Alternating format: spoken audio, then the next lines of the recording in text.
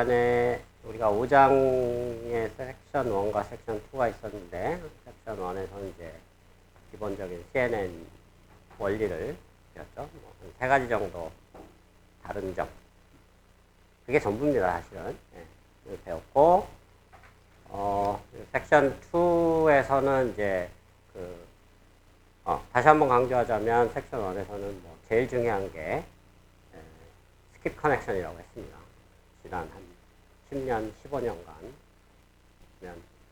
전체 AI 분야에서 가장 중요한 혁신이었다 라는 거를 여러분들이 그런 관점에서 보면은 이게 엄청나게 중요한 거를 알 수가 있고, 모든 현대적인 AI에 안 쓰이는 곳이 없다.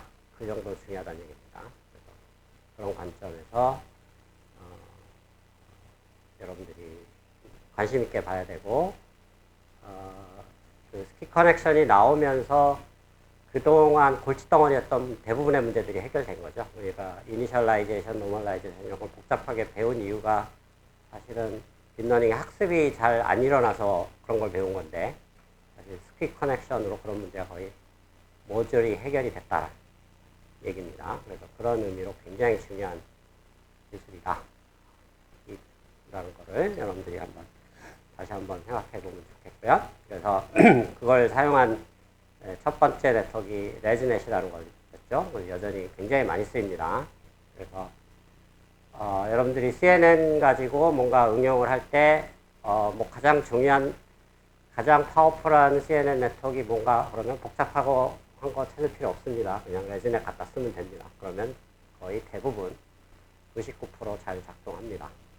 그래서 그런 면에서 스킵 커넥션, 레즈넷 정도는 기본적으로 알고 있으면 기억하고 있는 게 좋겠다 라는 얘기고, 이제 그걸 가지고 뭐 응용한 것들을 여러 개 배웠죠. 우리가 뭐 성능을 좀 개선하는 방향으로 가는 그런 네트워크, 그 다음에 계산량을 줄이는 방향으로 가는 성능을 개선하는 건 댄스넷이었고, 계산량을 줄이는 거는 모바일넷이었고, 그 다음에 이것저것 다 합쳐서 뭐 가장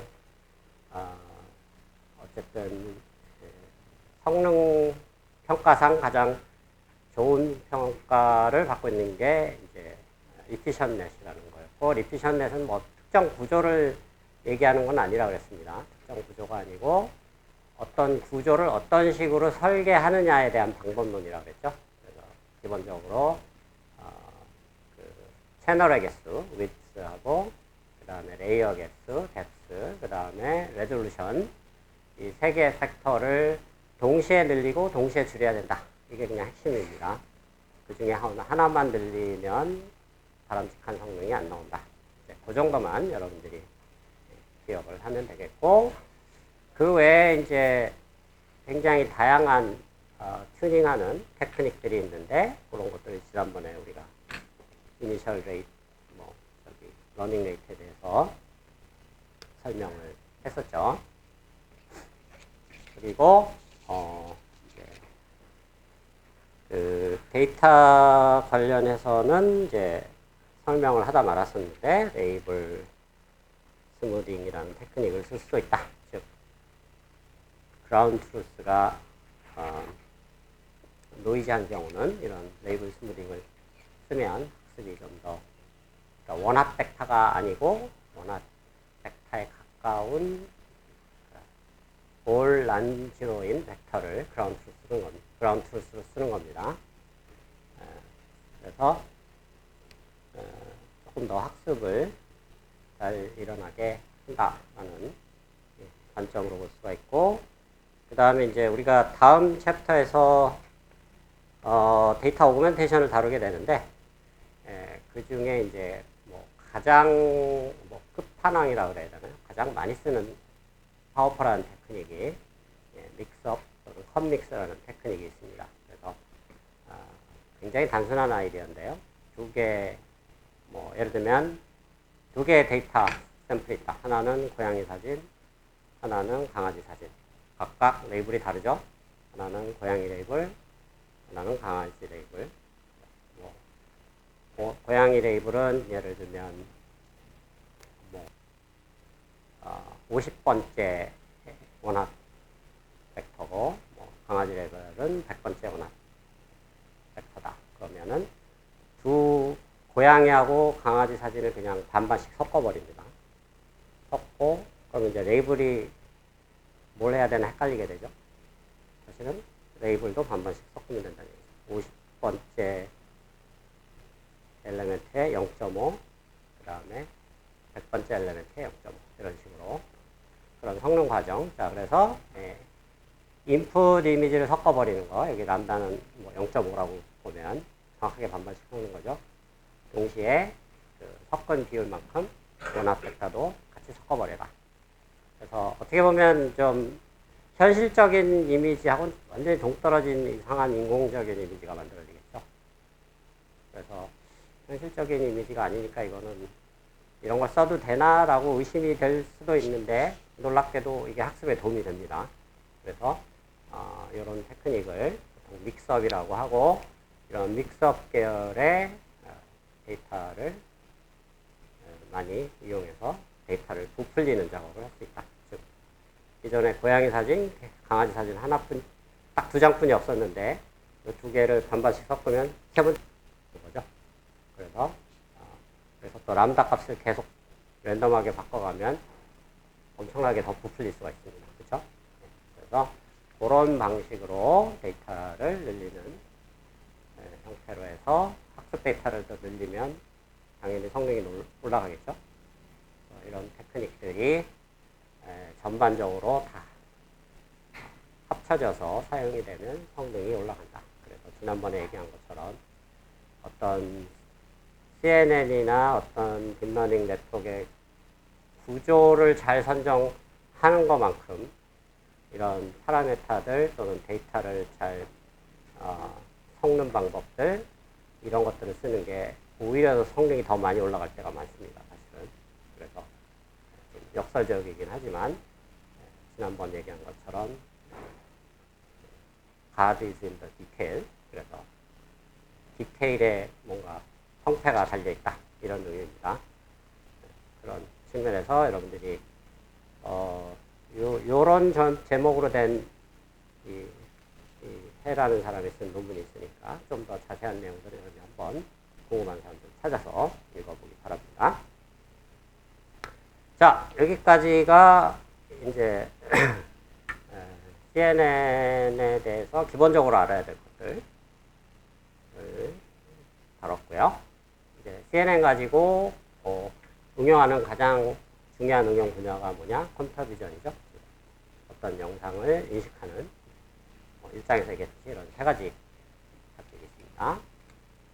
물체를 분류하는 거, 위치를 찾는 거, 위치를 찾는데 정확하게 바운더리를 따주는 거, 이렇게 세 가지 테크닉이 있고, 각각에 대해서 많이 쓰이는 그런 CNN 네트워크를 과거에는 이걸 자세하게 다뤘는데 굳이 자세하게 다룰 필요 없습니다. 요즘은 훨씬 더 파워풀한 나중에 배우는 트랜스포머 기반의 테크닉들이 나오고 있기 때문에 그냥 빨리빨리 넘어가도록 하겠습니다. 이런 게 있다 정도로만 여러분들도 알면 되겠습니다. 다시 한번 얘기한 것처럼, 지난번에 얘기한 것처럼 CNN은 약간 저물어가는 과거의 영광을 가진 과거의 유명한 스타였다. 지금은 아니다. 뭐 그렇게 여러분들이 이해를 하면 되겠습니다. 자, 그래서 클래시피케이션은 이미 많이 다뤘고 전 시간에 배운 게 다 클래시피케이션 네트워크입니다. 뭐 디비전 넷, 모바일 넷, 뭐 댄스나 이런 것들, 레즈넷. 그러니까 뭐 굳이 따로 다룰 필요 없고 그 중에 하나를 여러분들이 골라서 클래시피케이션을 쓰면 된다는 얘기죠. 클래시피케이션 문제가 주어졌다. 그러면 아까 강조한 것처럼 복잡한 고민할 필요 없습니다. 그냥 레즈넷 갖다 쓰면 대부분 99% 문제는 다 해결됩니다. 그게 그냥 거의 정답에 가깝고, 그거보다 약간이라도 더 올리고 싶으면 뭐 ET인데 가성비라 그러죠. 그걸 가져다가 쓰는 데 뭐 파인 튜닝, 뭐라 그러죠? 하이퍼 파라메타 튜닝하고 어쩌고저쩌고 하는데 드는 노력과 시간을 생각하면 사실 가성비가 안 나옵니다. 0.5%를 올리기 위해서 뭐 시간과 노력을 2배 들여야 된다면 여러분들은 이제 굳이 그걸 할 필요가 있나라는 고민을 해야겠죠. 그래서 그런 관점에서 가성비 최고는 레즈넷이다. 그냥 그 정도만 여러분들이 알고 있으면 아주 심플합니다. 레즈넷이 파워풀한 이유는 지난 시간 마지막에 테이블에 보여드렸듯이 이게 한 가지 구조만 있는 게 아닙니다. 한 5가지 구조가 있죠. 레이어, 뭐, 18개짜리, 50개짜리, 뭐, 또, 그거보다 좀 큰 거, 100 몇 개짜리 이렇게 있으니까, 문제의 사이즈에 따라서, 뭐, 문제가 간단한 문제면 제일 작은 거, 복잡한 문제면 제일 큰 거 쓰면, 골라서 쓸 수 있는 그런, 약간, 여러 종류의 선택지가 있는, 종합적인 약간 선물 세트 같은 네트워크이니까 잘 활용해보면 좋겠죠. 자, 그래서 클래시피케이션은 뭐 그 정도 언급을 하면 될 것 같고, 이제 디텍션은 뭐 지난번에 얘기한 것처럼 1장에서 강조했죠. 이게 자율주행 차에서 가장 중요한 AI 기술이다. 그런 얘기를 했고, 전통적으로 이제 리전 CNN이라고 그래서 RCNN이라는 기술이 가장 많이 쓰입니다. 그게 3가지 버전이 있는데 RCNN, Fast CNN, RCNN, 그 다음 Faster RCNN이 있는데 이번 시간에는 그냥 그 중에 가장 좋은 Faster RCNN만 간단히 좀 설명을 하도록 하겠습니다. 이게 성능은 제일 좋은데 또 제일 복잡합니다. 그래서 성능은 좋지만 잘 안 씁니다. 자, 다시 말해서 가성비가 별로 안 좋기 때문에 뭐 어느 걸 많이 쓰느냐? 가성비 값은 바로 욜로라는 You only live once가 아니고 You only look once입니다.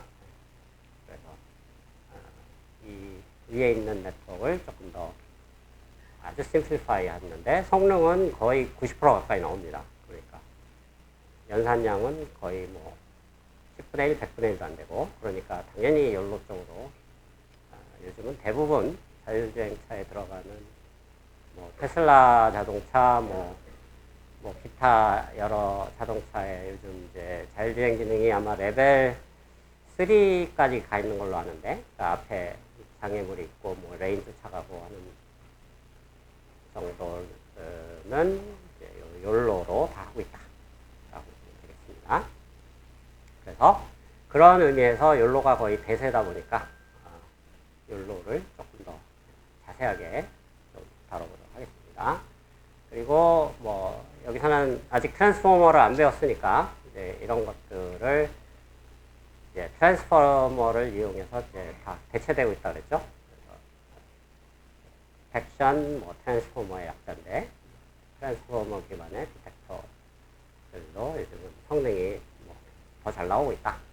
그래서 나중에 여러분들이 트랜스포머를 배운 다음에 그걸 백본 네트워크로 쓰는 이런 방법을 시간 관계상 우리가 배우진 않겠지만 한번 여러분들이 별도로 관심 있는 사람들은 테스트도 해보고 프로젝트도 써보고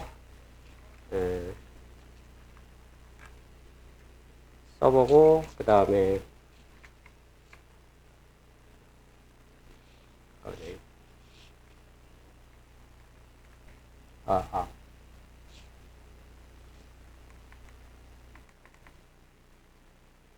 그래 주기 바랍니다.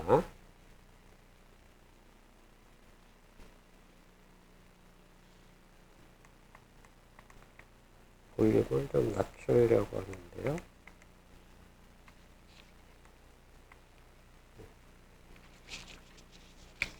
자, 그래서 이제 RCNN, 특히 Faster RCNN은 이런 구조를 갖는다.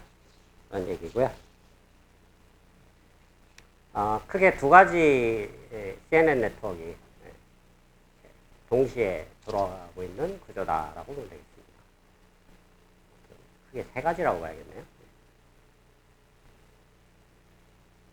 3가지라고 봐야 되는데 일단 전 처리를 하기 위한 전반적인 피처 맵이라고 하죠. 피처 맵을 뽑아내기 위한 전처리 과정에 CNN 네트워크가 하나 필요하고, 피처 맵을 뽑아낸 다음에, 피처 맵은 별게 아니고, 우리가 지난 섹션에서 배웠듯이 CNN이 이렇게 3디멘전한 볼륨으로 아웃풋이 나온다고 그랬죠. 그러니까 채널별로 하나의 이미지 나오고 또 다른 채널 또 하나의 이미지 나오고, 그래서 이걸 겹치면 3디멘전한 볼륨이 나오는데, 그걸 하나의 피처 맵이라고 부릅니다. 그걸 기반으로 해서 지금 있는 영상에 물체가 있는지 없는지를 파악하는 네트워크, 요 리전 프로포절 네트워크라고 하죠.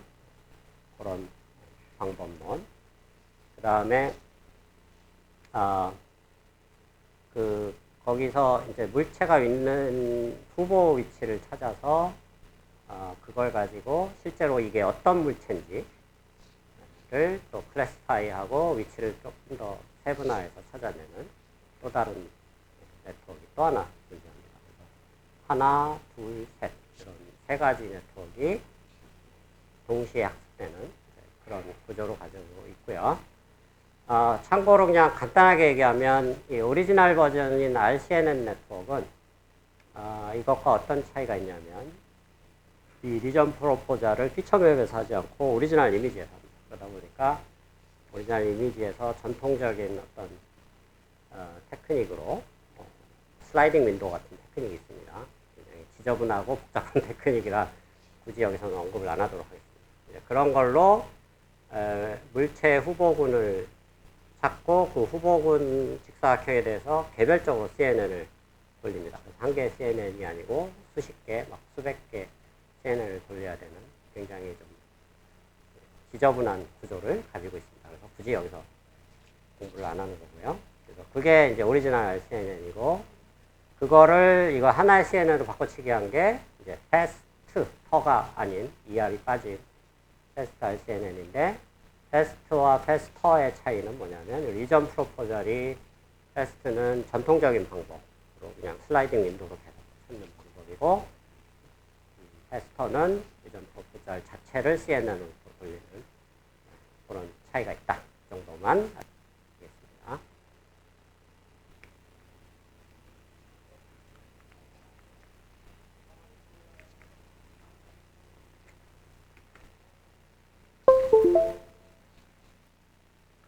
네. 자, 그래서 리전 프로포절이, 그러니까 요 부분이죠. 피처맵에 대해서 후보에 물체가 있는 위치. 뭐 예를 들면 여기에 자전거도 있고 고양이도 있고 뭐 사람도 있다. 세 가지의 대략적인 위치를 찾아내는 네트워크를 돌리는데 그게 어떻게 돌아가느냐, 이런 구조다라는 얘기입니다. 각 픽셀별로 왼쪽에서 오른쪽 또 위에서 아래로 쭉 옮겨가면서 정사각형을 하나 만드는데, 여기서 이제 하나 좀 재미난 사실은 물체의 뭐라고 했죠? 모양이 항상 정사각형 안에 들어가진 않습니다. 무슨 얘기냐면 이걸 에스펙트 레이쇼라고 그러는데, 어떤 특정 물체의 나비하고 높이가 같은 경우도 있지만 뭐 이렇게 좀 길쭉한 놈도 있을 테고 뚱뚱한 놈도 있겠죠. 그래서 이런 모양을 좀 다르게 할 필요가 있다. 같은 중심 위치라도. 그래서 약간 뭐 정사각형, 위로 긴 거, 뭐 옆으로 긴 거, 이런 여러 개의 다양한 쉐이프들을 같은 위치에서 보려고 합니다. 이런 걸 앵커라고 하고요. 그래서 보통 K개 앵커를 쓰고, 여기서는 이제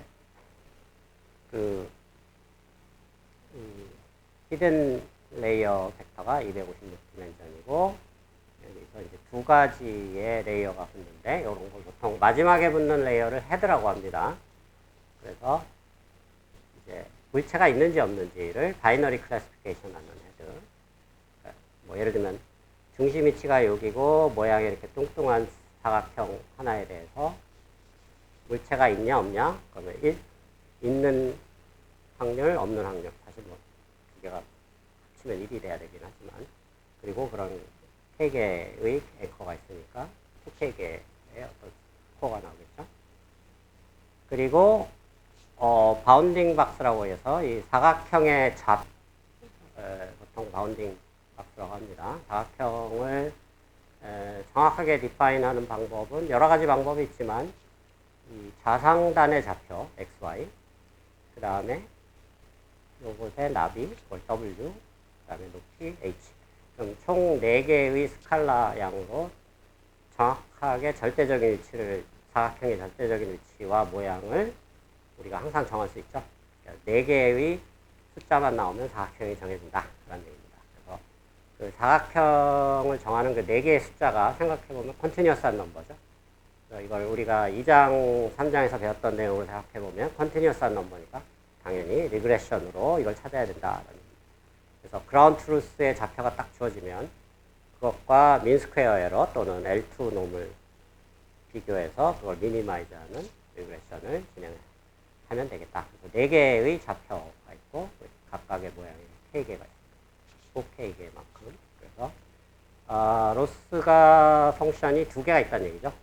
이쪽에 바이너리 클래시피케이션 하는 로스하고 뭐 기본적으로 크로스 엔트리입니다.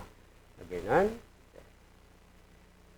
4개의 좌표에 대해서 리그레션을 하는 기본적인 L2 놈 또는 민스퀘어 에러 로스 펑션 이 2개를 로스 펑션으로 해서 그레디언트 세트를 하면 되겠다 라는 얘기가 되겠죠. 그래서 이게 이제 리전 프로포절 네트워크, 즉, 이 부분을 학습시킬 때 그렇게 학습을 한다. 그 얘기입니다. 그러면 거기서 나온 이제 XY, WH 좌표계, 이 사각형의 좌표하고 이게 물체가 있냐 없냐. 사실 물체가 있냐 없냐는 여기서 그냥 결과 나오고 여기서 그냥 버려집니다. 다음 단을 넘어가지 않습니다. XY, WH 좌표가 일로 넘어가서 이제 밑에 뒷천을 가지고 와갖고 거기서 클래시피케이션을 한 번 더 그 다음에 여기서 이 위치를 조금 더 정밀하게 재조정합니다. 크기와 모양을. 그래서 리그레션 한 번 더 한다는 얘기죠. 그래서 두 번째 파이널 클래시피케이션과 리그레션을 진행을 하게 됩니다. 그래서 여기서 이제 파이널 클래시피케이션, 파이널 리그레션. 그래서 보면 총 4개의 로스 펑션이 있는 거죠. 아까 리전 프로포절의 바이너리 클래시피케이션, 후보 좌표계에 대한 리그레션, 그 다음에 파이널 클래시피케이션, 파이널 좌표계에 대한 리그레션. 그렇죠? 근데 이 후보 좌표도 그렇고, 클래시피케이션도 그렇고, 이런도 그렇고, 여기에 있는 이 후보 좌표 의해서 여기 위치가 정해져서 들어오죠, 인풋이. 그래서 조금 복잡하긴 하지만 이 두 네트워크를 별도로 학습을 시키는 게 아니고 백 프로퍼게이션은 여기서 시작해서 이거를 일로 전달하고 여기서 다시 일로 전달할 거예요. 백 프로퍼게이션은 여기 인풋 땅까지 계속 전달할 수가 있고 그 인풋이 여기에 또 좌표계로 계속 전달될 수가 있겠죠. 그래서 이 두 네트워크를 한꺼번에 조인트하게 학습을 시킬 수 있다. 네, 조인트하게 학습시킬 때 이 놈은 이 뒷단에 영향을 안 미칩니다. 이 부분만 뒷단에 영향을 미치는 뭐 마이너한 디퍼런스가 있지만 어쨌든 총 이런 4개의 클래시피케이션, 리그레션 헤드를 가지고 학습을 한다. 뭐 말은 지금 간단하게 설명을 했지만 이 디테일로 들어가면 굉장히 복잡합니다. 이게 또 뭐 서로 간에 그런 비율이라든가 그런 파라미터들도 정해야 되고 그레이디언트 디센트 할 때 어떤 식으로 전달돼야 되고 이런 것들이 좀 복잡하지만 궁금한 사람들은 이 FAST RCNN 네트워크 깃허브에 잘 올라 있으니까 소스 코드 한번 잘 뜯어보면 구체적으로 어떻게 두 네트워크에 같이 학습이 되는지 여러분들이 확인해 볼 수 있습니다. 그렇지만 자세하게 설명 안 하는 이유는 굳이 이거 뭐 많이 안 쓰이니까 굳이 우리가 자세하게 여기서 공부할 필요는 없겠죠? 이런 개념 정도가 있다 정도로만 이해하면 되겠습니다.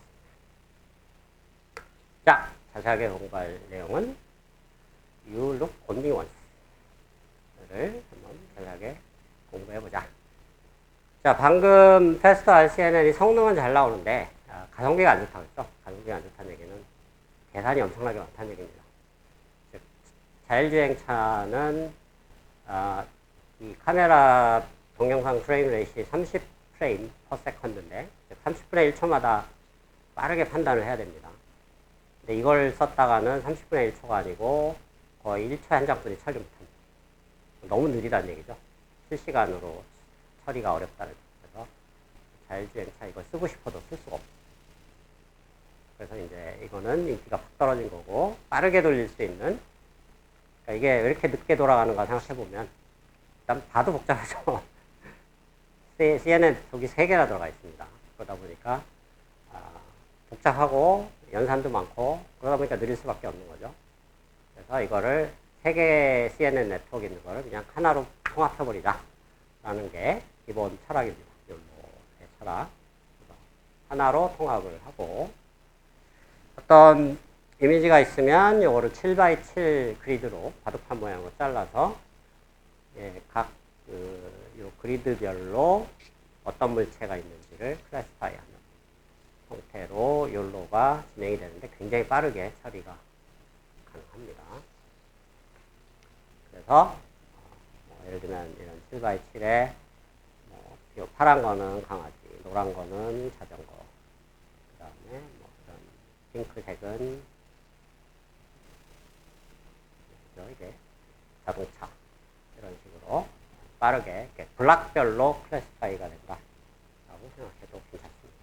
그래서 나중에 이제 뭔가 NMS라는 좀 이상한 특이한 알고리즘으로 이것들을 이렇게 사각형 구조로 다 바꿔줍니다.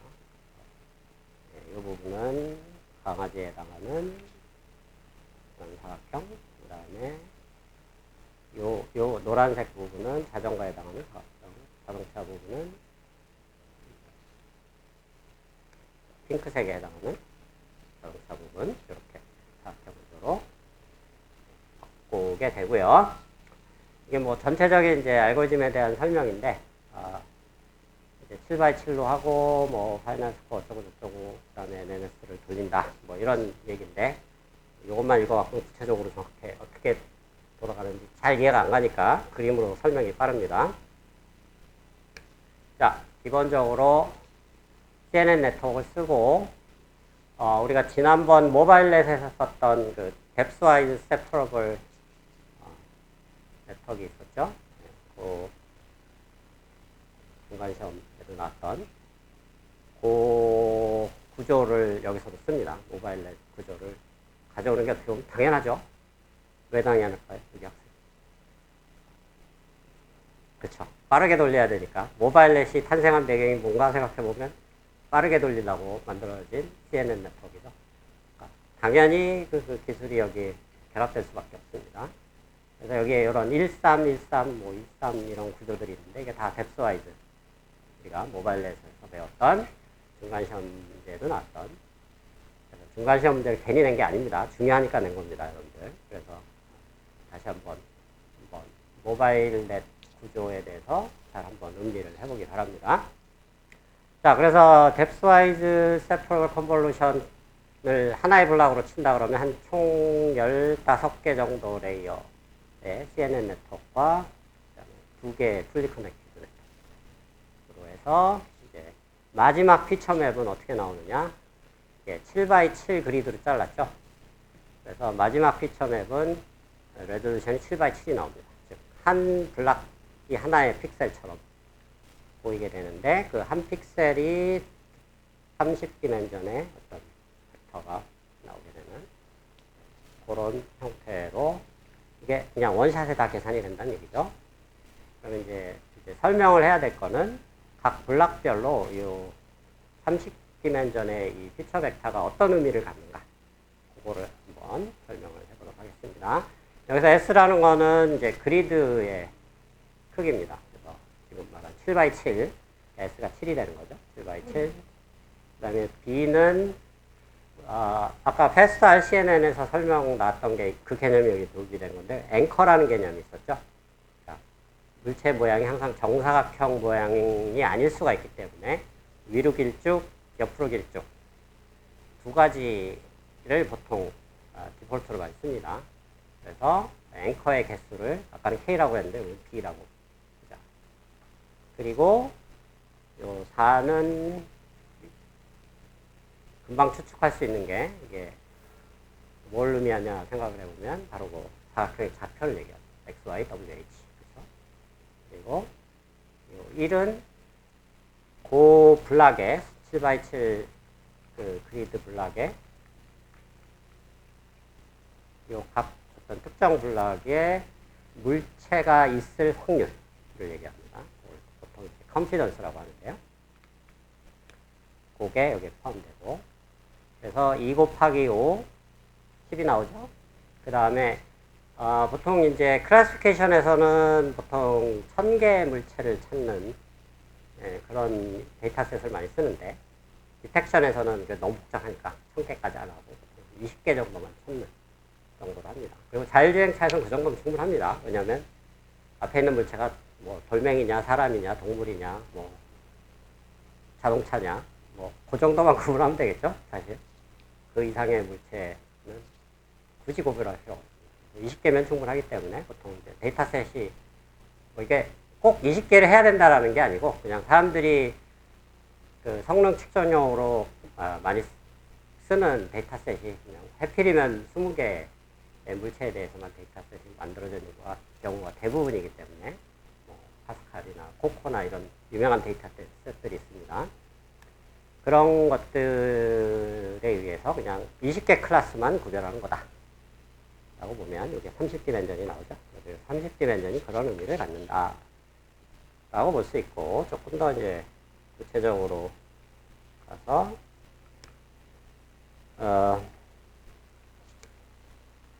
이게 아까 이제 설명했던 CNN 네트워크이고 7x7 나오고, 요 어느 특정 블락, 뭐 예오 블락에 대한 30디멘전의 벡터가 이렇게 되는데, 앵커가 2개가 있습니다. 뭐 예를 들면 위로 길쭉한 거가 첫 번째 5개 XIWH, 그 다음에 확률, 그 다음에 옆으로 길쭉한 거 XIWH, 그 다음에 확률, 그리고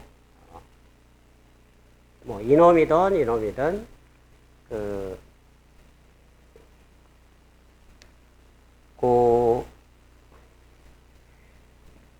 거기에 해당되는 그 물체 클래시피케이션을 했을 때, 그 클래시피케이션에 대한 소프트맥스의 아웃풋 값이 확률이 나오겠죠. 20개 물체에 대한 확률, 그게 여기 20디멘전의 벡터로 달라붙습니다. 그래서 이렇게 20디멘전의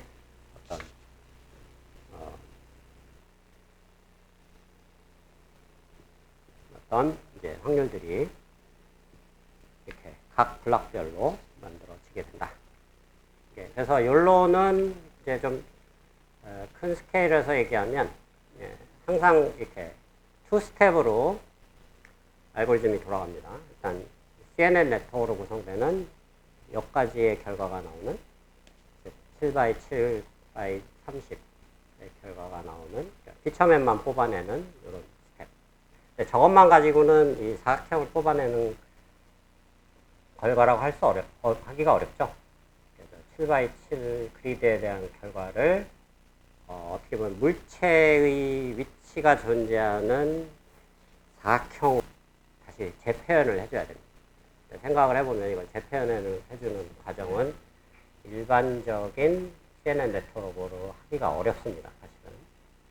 그래서 불행하게도 이 부분은 약간 전통적인 알고리즘, 그래서 이걸 돌려갖고 이런 거를 이제 보통 후처리 알고리즘이라고 하죠. 후처리로 돌리는데 이게 리니어한 프로세싱이 아닙니다. 왜냐하면 중간 이따가 설명을 하겠지만 기본적으로 소팅하는 스텝이 들어갑니다. 어떤 크기들을 있는 어떤 벡터가 있으면 그 벡터의 그 엘리멘트들을 크기의 순서로 쫙, 큰 거부터 낮은 작은 거 순서대로 쫙 소팅을 해줘야 되는데, 그 소팅을 생각해보면 이게 리니어한 프로세싱이 아닙니다. 논리니어하다는 얘기죠. 이제 GPU 관점에서 생각을 해보면 이 연산은 GPU에 안 맞는 연산이다. 이걸 강조하는 이유는 CNN은 빠르게 GPU에서 돌아가는데 후처리를 하는 과정은 GPU에 잘 안 맞는 연산을 돌려야 돼서 대부분 이건 CPU에서 돌리는 게 더 빠릅니다. 오히려. 왜냐하면 패럴하게 연산을 하기가 어렵고 뭐 우리가 지난번에도 여러 번 강조했지만 모든 딥러닝은 대부분 리니어 프로세싱이라고 했죠. 근데 이 후처리하는 과정이 리니어 프로세싱이 아니기 때문에 GPU가 있으나 없으나 전혀 도움이 안 된다는 거죠. 그래서 욜로의 불행한 사실은 이놈이 fully GPU에서 다 돌아가지가 않는다. 굉장히 빠른 알고리즘인 건 맞는데 GPU에서 돌지가 않기 때문에 GPU, CPU가 동시에 돌아가야 되는 그런 단점이 있습니다. 컴퓨테이셔널한 관점에서 본다 보면. 자, 어쨌든 그 CPU에서 돌아가야 되는 그 처리 알고리즘이 어떻게 되는가를 약간 그냥 말로 설명을 해보면, 자세하게 설명을 안 하려고 그랬는데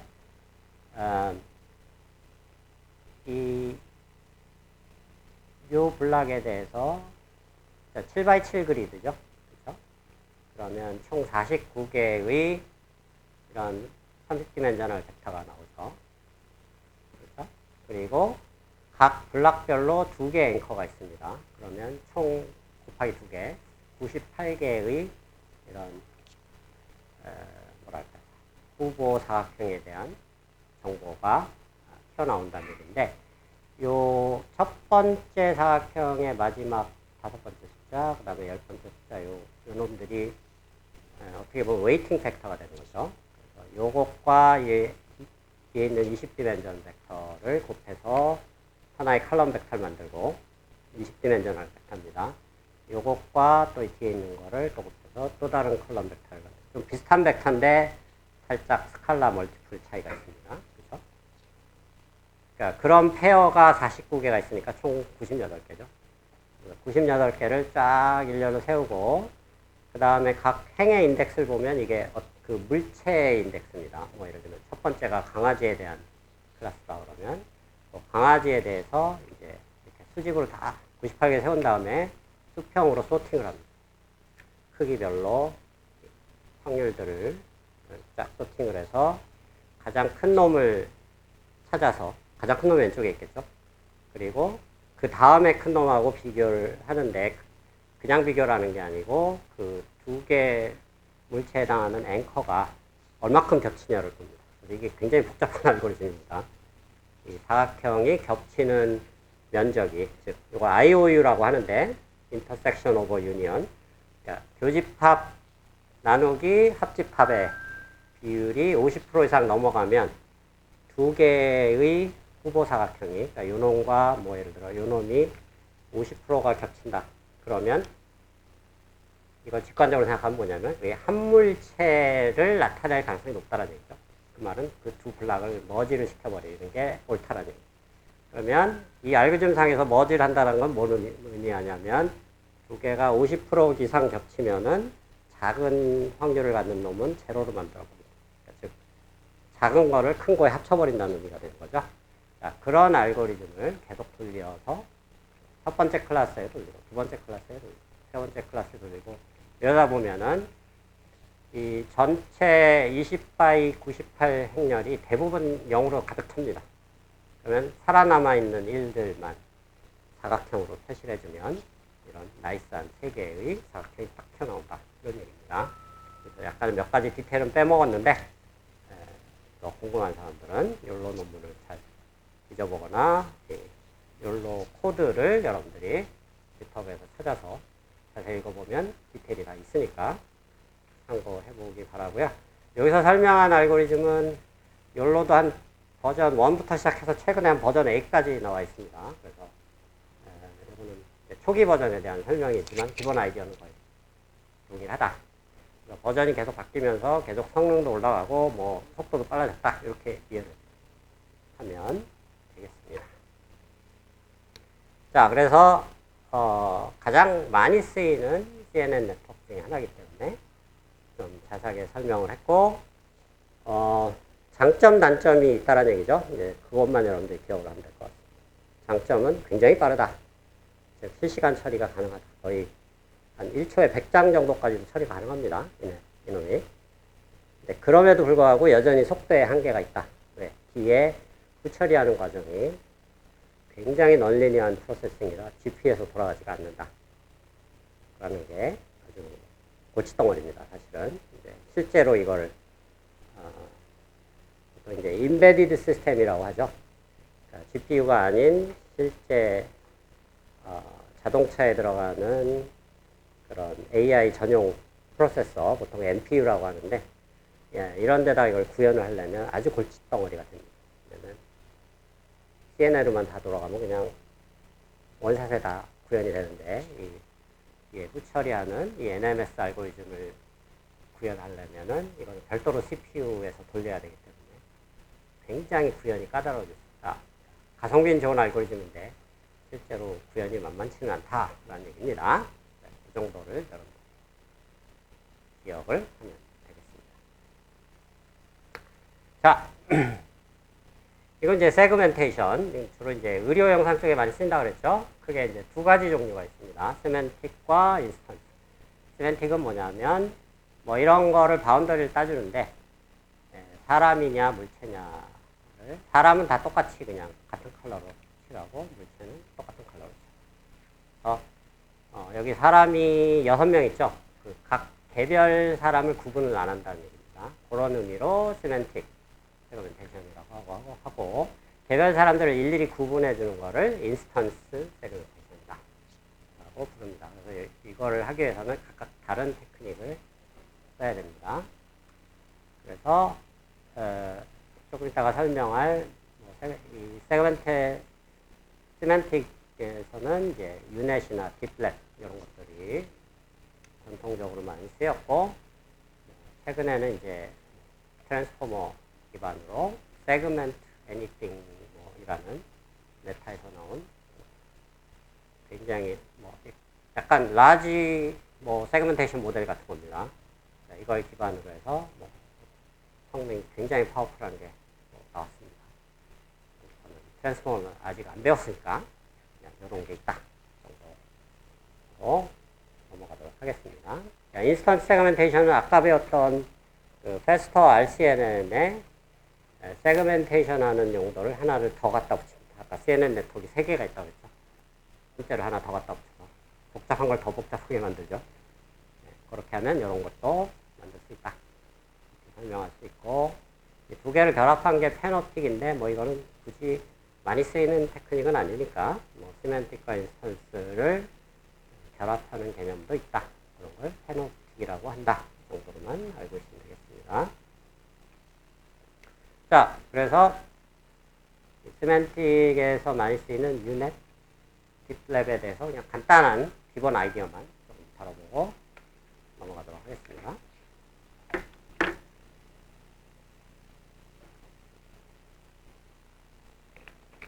자, 유넷인데요. 이런 구조를 봤는데 아주 재미난 사실은 이게 우리가 지난 시간에 배웠던 댄스넷하고 어떻게 보면 좀 비슷합니다. 무슨 얘기냐면 스킵 커넥션을 극단적으로 많이 쓴 놈이 댄스넷이라고 했죠. 이 놈도 약간 스킵 커넥션을 최대한 갖다 많이 쓴 그런 구조다. 근데 약간 댄스넷만큼 많이 쓰진 않고 그래서 인풋 들어오면 풀링, 요 빨간색이 풀링 한다는 얘기입니다. 사이즈가 2분의 1씩 줄고 풀링을 한 4번 하고 다시 아주 작은 레졸루션으로 가죠. 그 다음에 다시 그거를 업 컨볼루션이라고 해서 컨볼루션의 반대 방향으로 하죠. 무슨 얘기냐면 2x2 픽셀을 하나의 픽셀로 만드는 게 어떻게 보면 컨볼루션하고 스트라이드 2 한 개, 사이즈를 반으로 줄이면서 컨볼루션 하는 거죠. 그걸 역방향으로도 할 수 있다는 얘기입니다. 하나의 픽셀을 가지고 2개, 2x2, 4개의 픽셀을 만들어낼 수가 있어요. 그런 걸 업 컨볼루션이라고 하고요. 자, 하나의 픽셀에 4개의 숫자를 곱하면 그게 4개의 픽셀이 나오겠죠. 자, 그런 업 컨볼루션을 또 다시 4번 해서 사이즈를 키워가고, 이런 것들이 수평으로 사이즈가 대략 매치가 되기 때문에 여기에 있던 아웃풋 피처 맵을 여기다 그냥 콘캣을 해버립니다. 뒤에 채널에 갖다 붙인다는 얘기죠. 사이즈가 살짝 안 맞기 때문에 여기에 가운데 부분만 크롭을 해서 딱 갖다 붙이는 구조로 만들어졌다. 그래서 뭐 디테일은 여러분들이 자세히 읽어보면 다 이해가 됩니다. 여기서 설명하려고 하는 포인트는 스킵 커넥션이 전부다. 이 네트워크의 기본 아이디어는 그걸 말하는 거고, 그러다 보니까 성능이 좋을 수밖에 없겠죠. 아까 스킵 커넥션이 엄청난 기술이라고 얘기를 했죠. 그러니까 그걸 썼으니까 이거 당연히 성능이 좋을 수밖에 없습니다. 초반에 메디칼 쪽에서 세그멘테이션을 하는, 즉 무슨 엑스레이나 CT 사진에서 뭔가 종양의 위치를 찾는다거나 이럴 때 굉장히 7, 8년 전에 가장 많이 쓰였던 테크닉 중에 하나입니다. 이거를 좀 개선한 네트워크가 이제 구글에서 이것도 더 이상 안 쓰지만 딥랩이라는 것이 나와서 한동안 또 인기를 끌었었습니다. 근데 이거는 기본 아이디어는 굉장히 단순한 게 다일레이티드 컨볼루션이라는 거죠. 우리가 아는 컨볼루션은 인접한 픽셀들, 예를 들어 3x3 매스크가 있으면 인접한 3x3 픽셀만 처리해서 하나의 아웃풋 픽셀이 나오죠. 근데 이거는 그게 아니고 인풋에 스트라이드를 줍니다. 그래서 그림이 어디 있을까요?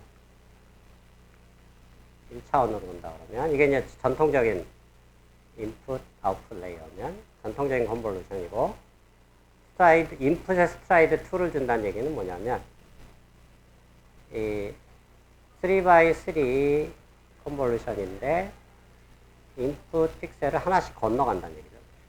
그렇게 되면은 인풋을 더 넓게 본다는 얘기죠. 그래서 다일레이티드 레이터.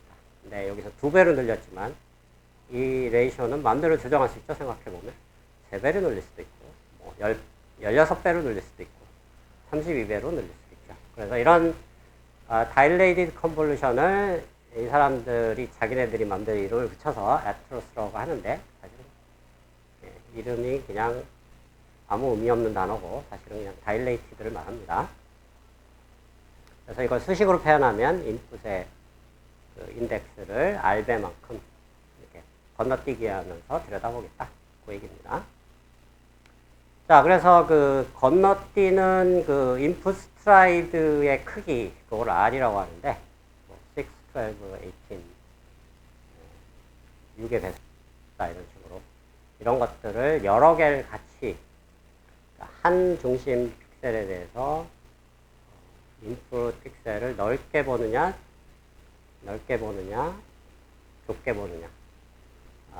이걸 여러 개를 동시에 처리해서 한꺼번에 처리하는 방법론을 ASPP, 피라미드 방법론이라고 얘기합니다. 이건 사실 전통적인 컴퓨터 분야에서 많이 쓰던 테크닉인데, 그것과 이제 CNN 테크닉을 결합한 방법이 되겠습니다. 그래서 뭐 다른 디테일도 많지만 이 다일레이티드 컨볼루션을 쓴 게 유넷 구조에다가 다일레이티드 컨볼루션 갖다 붙인 게 그냥 딥랩이다 정도로만 알고 있으면 되겠습니다. 뭐 이게 한동안 많이 쓰이다가 이제 아까 말한 트랜스포머 기반의 SAM이 나오면서 사실은 요즘은 거의 안 씁니다, 사람들이. 그러니까 뭐 이런 게 있었다 정도. 아까도 얘기했지만 CNN이 이제 저물어가는 태양과 같은 느낌이죠. 자, 마지막으로 인스턴스 세그멘테이션 하는 방법은 아까 배웠던 패스터 RCNN에, 자, 여기까지가, 요 단계까지가 패스터 RCNN입니다. 클래시피케이션, 물체를 클래시피케이션 하는 헤드랑, 그 다음에 이제 그 리그레션 하는 헤드가 있었죠. 근데 그 리그레션 하는 헤드가, 그러니까 여기서 이런 사각형 박스가 나올 텐데, 그 사각형 박스에 해당하는 CNN 아웃풋들을 뽑아와서 거기서 CNN 네트워크를 한 번 더 돌립니다. 어떻게 돌리느냐? 그라운드 트루스가 이런 뭔가 바운더리를 딴, 뭐 예를 들면 노란색 사람에 대한 정확한 패턴이 그라운드 트루스가 주어지는, 이게 픽셀별로 클래시피케이션 할 수 있겠죠. 그래서 픽셀별로 클래시피케이션을 하는 추가적인 헤드를 붙여서 학습을 시키면 생각해보면 이게 결국은 우리가 원하는 세그멘테이션, 인스턴스 세그멘테이션을 그대로 만들어요. 왜냐하면 여기에 있는 사람과 여기에 있는 사람이 똑같은 사람이라 시멘틱일 때는 저걸 같은 컬러로 칠해야 되지만 인스턴스 있을 땐 구분을 해야 되죠. 근데 이게 이미 디텍션 헤드가 돌아가고 있기 때문에 두 개의 바운딩 박스가 분리가 돼 있어서 박스가 위치가 다르기 때문에 다르게 컬러를 칠할 수 있다.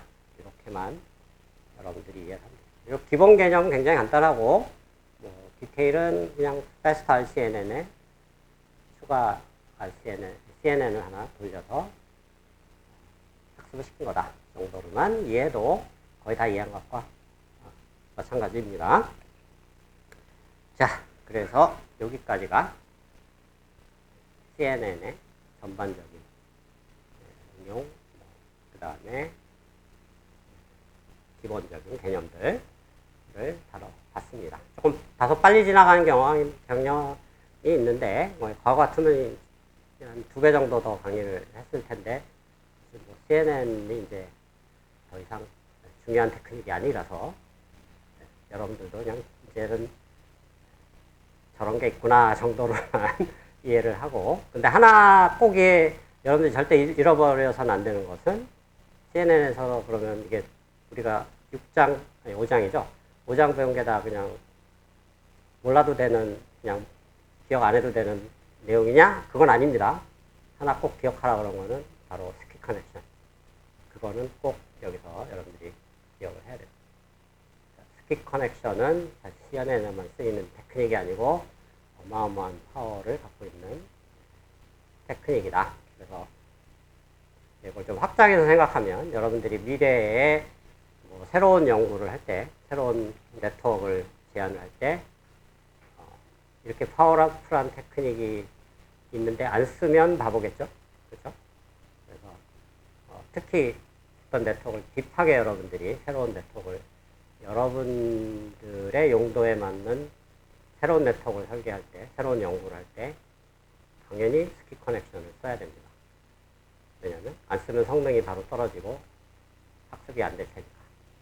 그런 면에서 이게 어마어마하게 중요하다는 얘기입니다. 그리고 챗GPT가 성공을 한 이유는 제가 보기에는 약간 한 30% 주관적인 판단이긴 하지만 스키 커넥션이 있었기 때문에 가능했던 겁니다. 왜냐하면 그렇게 딥한 네트워크를 기존의 이니셜라이제이션, 노멀라이제이션 해갖고는 절대 학습 못합니다. 근데 이게 학습이 됐다는 얘기는 스키 커넥션이 있었기 때문에. 그래서 굉장히 단순한 개념 같지만 어마어마하게 중요한 개념이다. 여러분들이 다시 한번 기억을 하면 좋겠습니다. 자, 그래서 CN은 여기까지 하겠고요. 뭐 여기까지 궁금한 거 있나요? 없으면 넘어가도록 하겠습니다. 자, 이제 5장까지 배운 내용은 어떻게 보면 이제 딥러닝의 그냥 기본 개념들, 그 다음에 이제 간단한 응용들, 실제 이제 현실에 어떻게 반영되고 있나 정도 구체적인 어떤 구현 테크닉들, 이런 거를 배운 거죠. 그러면 약간 이제 한 발짝 물러서서 그러니까 실제적인 구현 방법들에 대해서 우리가 배웠는데 이런 네트워크들이 가지고 있는 어떤 원천적인 뭐랄까요, 성능에 대한 분석, 그러니까 조금 이론적인 또는 약간 추상적인 분석을 해볼 필요가 있겠다라는 관점으로 지금까지는 약간 나무를 봤다면 약간 한 발짝 물러서서 숲을 바라보자는 얘기예요. 디테일한 구조나 이런 거 다 집어치고 딥러닝이 가지고 있는 또는 일반적인 머신러닝이 가지고 있는 펀더멘탈한 트러블은 뭔가, 우리는 뭐에 더 관심을 가져야 되는가, 그리고 모든 AI가 가지고 있을 수밖에 없는 어떤 펀더멘탈한 이슈들이 뭐가 있는가를 한번 체계적으로 다뤄볼 필요가 있습니다. 자, 그걸 다루는 챕터가 되고, 이제 이번 학기에 강의하는 내용 중에 가장 이론적인 강의라고도 할 수 있고, 그래서 뭐 약간 수식이 많이 나옵니다. 그렇지만 그 복잡한 뭐 수학적인 유도 과정을 여기서 다 설명할 필요는 없고 결론들만 가지고 와서 그 결론들이 의미하는 바가 상당히 심오합니다. 그런 심오한 결론의 의미들을 한번 따져보도록 하겠습니다.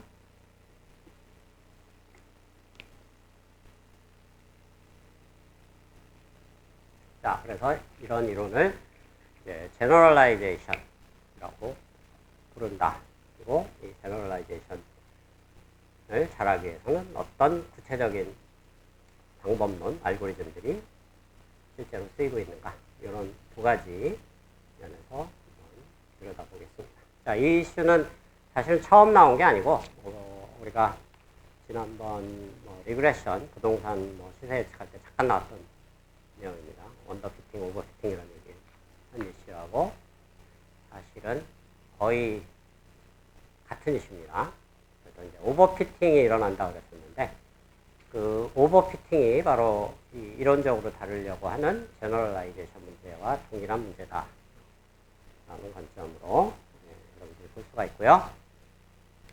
자, 데이터가 이렇게 주어졌을 때 너무 심플하긴 하지만 데이터셋이 딱 6개, 트레이닝 데이터 포인트가 6개만 주어져 있는 배치 사이즈가 6인 그런 경우 리그레션을 한다는 얘기는 커브 피팅을 한다고 그랬죠.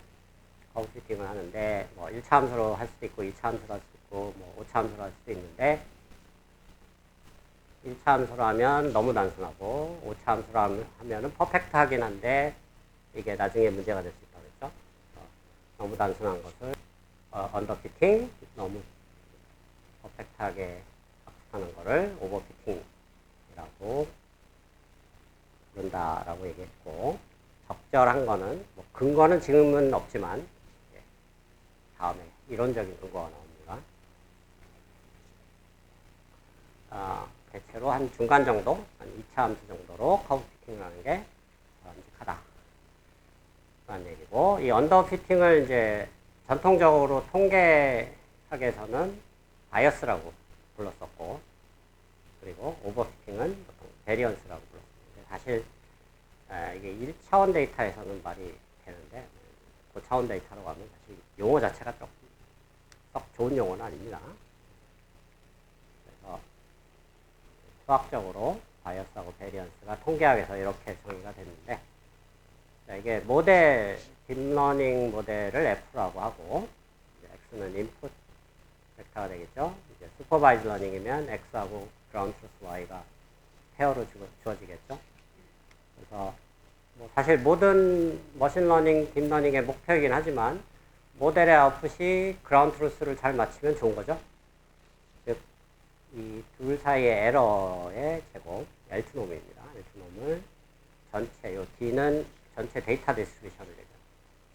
전체 디스트리뷰션에 대해서 최소화시킬 수 있는 F를 찾으면, 좀 더 구체적으로 얘기하면 F가 파라메타 세타를 가지고 있는데 그 세타를 찾으면 훌륭한 딥러닝을 하는 거죠. 근데 유도 과정은 생략하겠지만 여기다가 마이너스 F의 평균, 요 놈입니다. 플러스 F의 평균.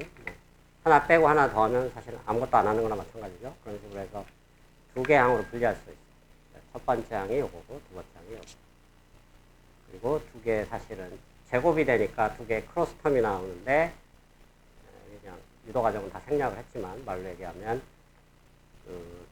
두 크로스 텀이 서로 언코릴레이트 돼 있다라고 확률 이론에서 얘기하는 가정을 하면 그 크로스 텀은 제로가 돼버립니다. 그래서 크로스 텀은 사라지고 이 두 개 항만 남는데 첫 번째 항이 바이어스라고 부르는 거고, 그리고 언더피팅에 해당되는 거죠. 두 번째 항이 베리언스, 오버피팅인데 이 베리언스가 우리가 알고 있는 베리언스하고 비슷합니다.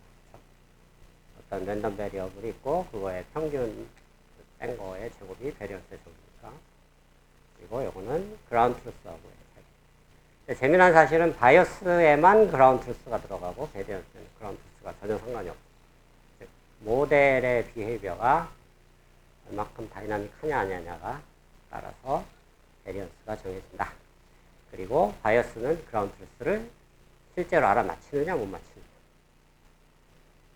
약간 그런 의미에서 이게 언더피팅에 해당되고 이게 오버피팅에 해당된다는 얘기인데 자세히 할 수도 있지만 별로 중요한 내용이 아니라서 여러분들이 궁금한 사람들은 집에 가서 저게 왜요?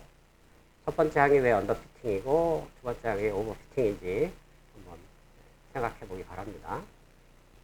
재미난 결론이 나올 수도 있습니다. 자, 여기까지가 이제 바이어스 베리언스, 언더피팅, 오버피팅에 대한 문제 정의였죠. 자, 우리가 이제 포커스 할 것은 이제 바이어스는 여기 예시에서 봤듯이 딥러닝 모델이 너무 단순해서 파라미터 사이즈가 너무 작아서 그러니까 이거 쉽게 해결할 수 있는 문제입니다. 그냥 사이즈를 늘려버리면 되니까. 골치 아픈 문제는 오히려 베리언스다. 우리가 포커스해야 될 문제는 오버피팅, 베리언스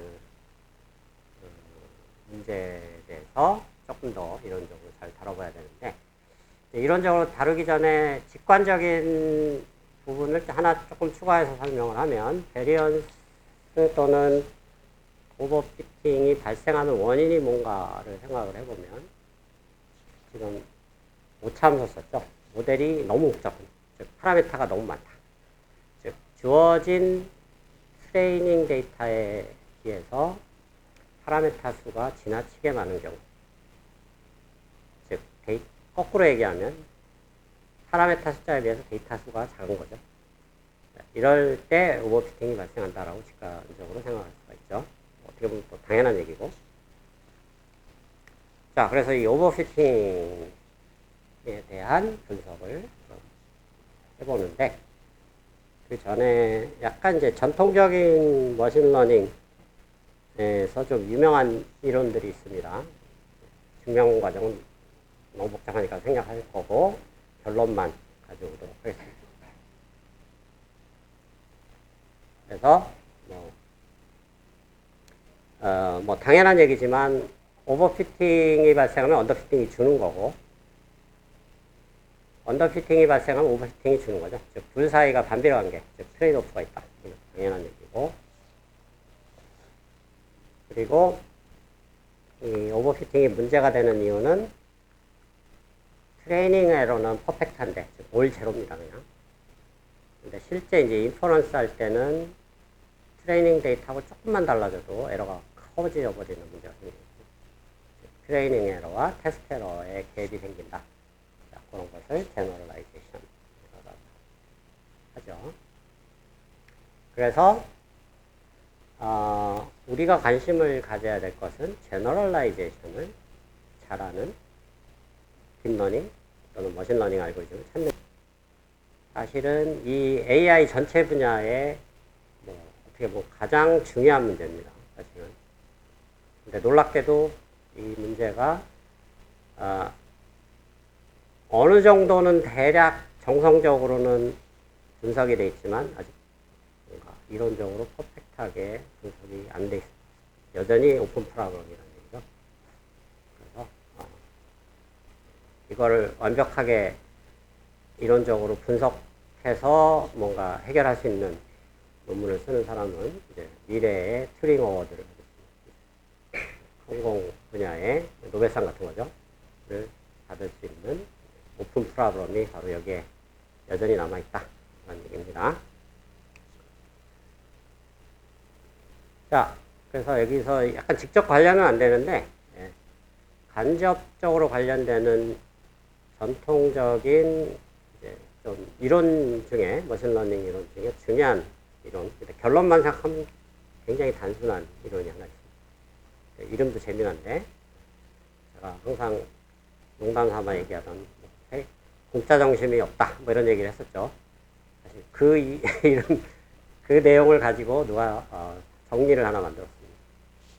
No Free Lunch Theorem이라는 게 농담이 아닙니다. 이건 실제 굉장히 중요한 이론입니다.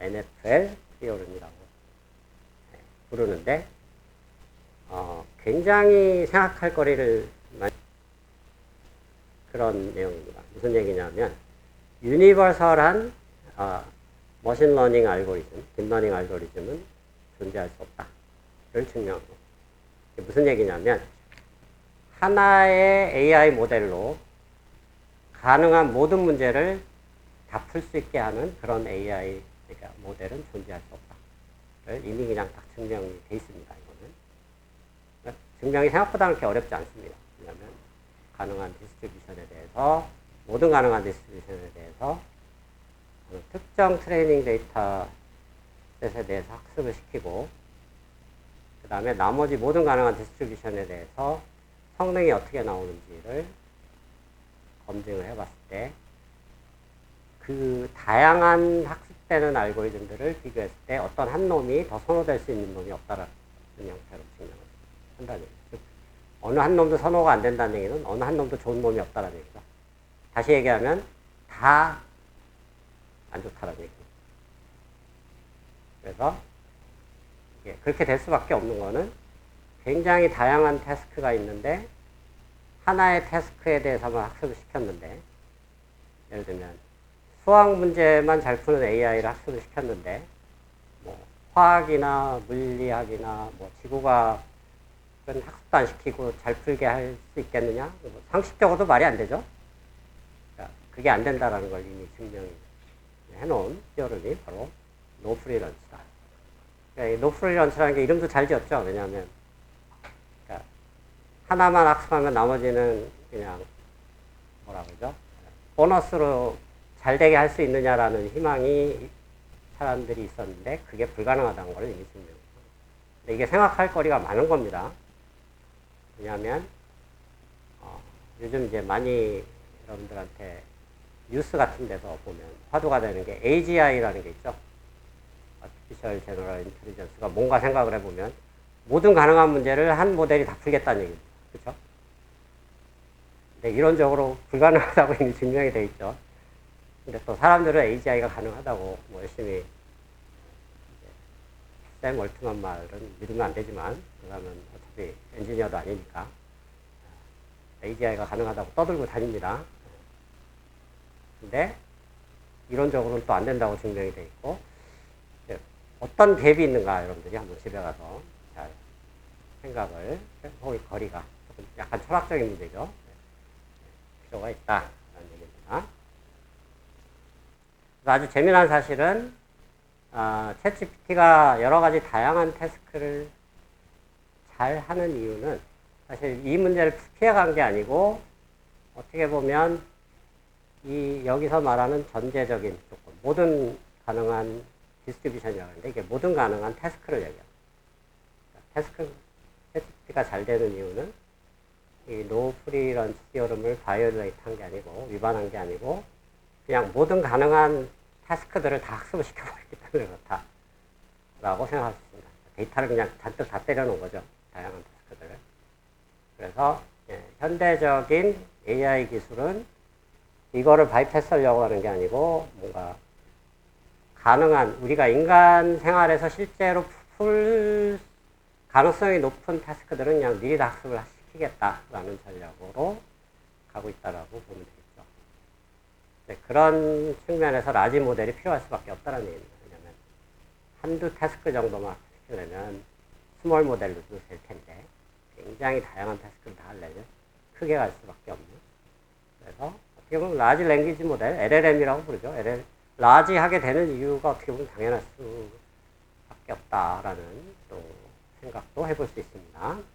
그래서 NFL 티어름이 축구 경기를 얘기하는 건 아니지만 여러분들이 한번 생각해 볼 거리, 특히 AGI 입장에서 생각해 볼 거리를 많이 주는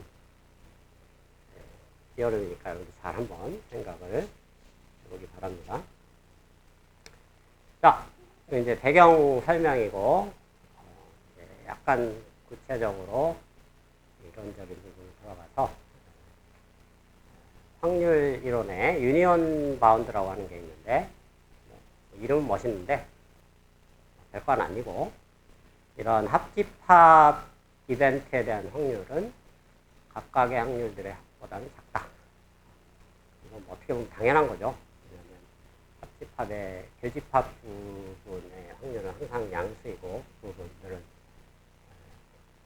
실제 이것들에서 그 양수인 부분들을 빼야 되기 때문에 당연히 더 커질 수밖에 없습니다. 직관적으로.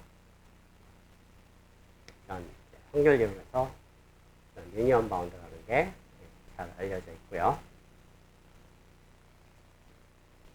자, 그 다음에 이거는 뭐 직관적으로 당연한 얘기고 뭐 확률 이론 쪽에서 잘 설명이 되어 있습니다.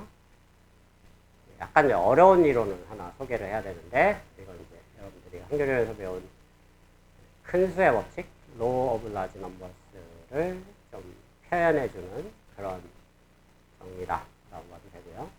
호핑이라는 사람이 만들어서 호핑 이니퀄리티인데, 자, 동전 던지기가 있을 때 동전이 언페어한 경우 앞면이 나올 확률이 P고 뒷면이 나올 확률이 1-P다. 그랬을 때 그 동전의 그 확률을 정확하게 미리 모를 때 확률을 계산하려면 여러 번 던져보고 카운트해보면 되겠죠. 100만 번 던져서 60만 번이 앞면이 나왔다. 그러면 확률이 앞면이 나올 확률이 0.6이구나 라고 얘기하죠. 그 0.6이라는 확률은 실제로 이제 샘플을 가지고 수정한 겁니다. 샘플 에스티메이션 된 거고, 그거를 P 해시라고. 그래서 100만 번 던지는 이 숫자, 던지는 횟수를 M이라고 하면, law of large numbers는 뭘 말하냐면, M이 무한대로 가면 이 두 개가 서로 같아진다라는 게 law of large numbers죠. 이거는 좀 더 구체적으로 얼만큼 빠르게 두 개가 컨버지하는가를 보여주는 이론입니다. 둘 사이의 갭이 감마 이상일 확률은 엑스포넨셜리 빠르게 디케이한다. M에 대해서.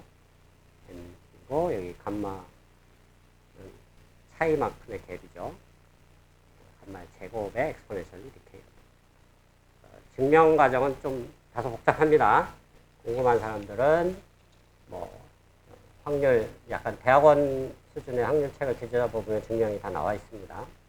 증명을 찾아보고, 여기서는 그 증명 과정이 중요한 게 아니기 때문에 이론만 가져다 쓰겠습니다. 자, 오늘은 여기까지만 배경 설명을 하고 다음 시간에 이어서 중요한 이론적인 결과들을 다뤄보도록 하겠습니다.